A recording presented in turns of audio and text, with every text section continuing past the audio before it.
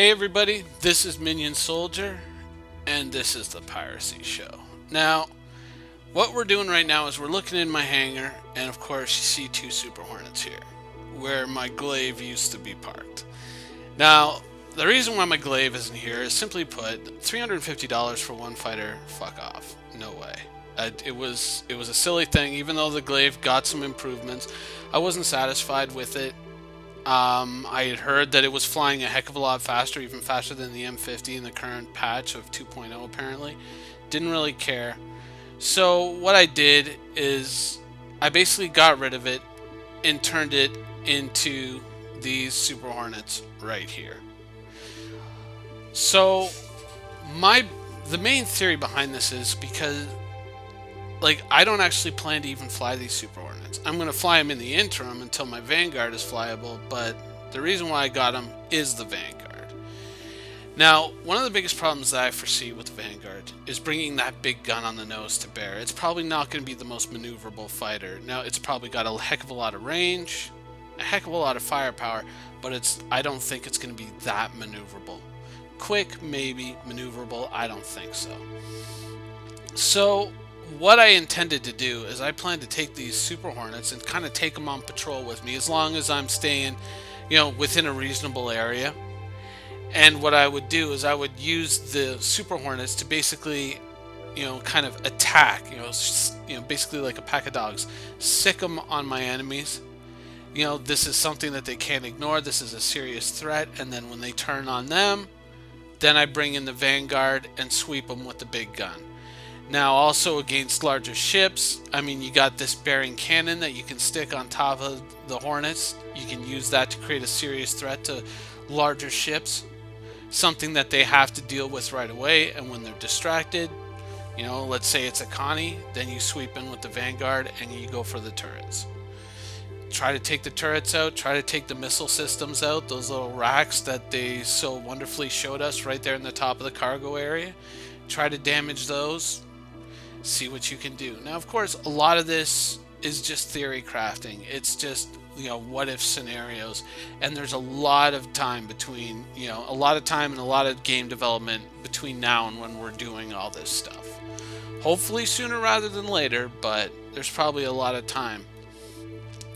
Now, when I first thought up this theory, I presented it a while ago and I said, you know what, I could basically just take my Glaive, I could sell it, and I could buy 7 Aurora LN game packages, and I could just have 7 Aurora LNs just running around doing my bidding, and then I could use that as a distraction to either slip in with the Vanguard or with the Saber, as it were. The Saber is another ship that could benefit from this tactic.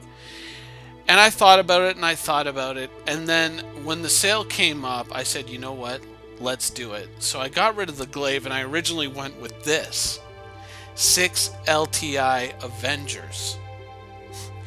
And I was very, I was looking in my hangar, as you can see, and I was just like, damn, that's I'm basically like a fighter wing unto myself now. But as I started to think about it, yeah, they would sow a lot of confusion on the battlefield, provided you could bring 6 wingmen, which is not guaranteed. I don't believe they have implicitly given us a number yet as to how many wingmen you could bring. So I decided that even though this kind of looked kind of cool and kind of dastardly, and the fact that these things have, you can't really see it that much here, but they still have the police markings on the wings. That was a little bit ironic as well. Being a pirate, I thought that would be kind of funny. But I decided to be conservative and go with the Super Hornets, because the Super Hornets really I think they represent more of a threat on the battlefield. They're a little bit more dangerous. Now, of course, with the Vanguard, you might be facing issues with the range limitation or the range differential between the Super Hornets and the Vanguard. And so I've thought about, well, it would be more of a short patrol thing. It wouldn't be something to go on deep space missions to the next system over. This would be something more when you're staying close to home and you're kind of working on your own. But if I'm choosing to play with one other person, or depending how well NPCs handle E-War, let's say I install the battlefield upgrade kit for the Sentinel onto my Vanguard, then I can basically sit there and suppress people with electronic warfare, or suppress NPCs with electronic warfare, and basically send in the Super Hornets to do my dirty work for me. And if they create an opportunity where I can sweep in, because the Sentinel still got the big gun on the nose, sweep in with that and just take somebody out, that works out too. Now, another ship that I thought about when I did this was, of course, the Saber, because the Saber being a dedicated stealth ship, it would benefit even more from these two fighters, being that these would be one hell of a distraction.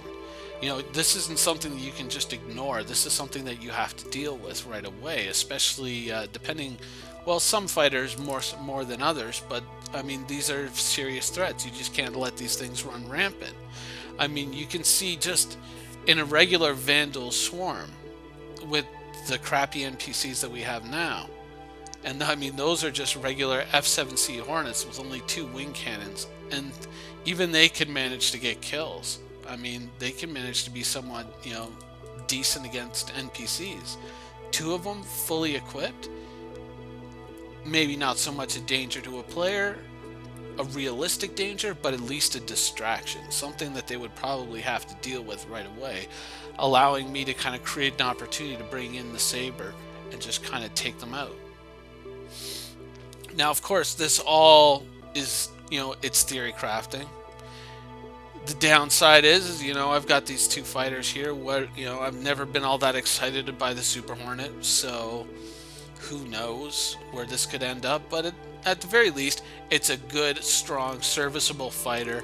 It's something that's very prevalent in the universe, so I can't see replacement parts or maintenance being too hefty on them. And they are good ships, so I feel that with this strategy, instead of like the 6 Avengers, I feel that this is basically the stronger position and the better place to have spent the money from my Glaive than on the 6 Avengers, but time will tell.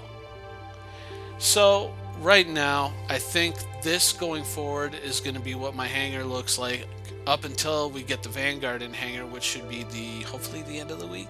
Please, hopefully sooner.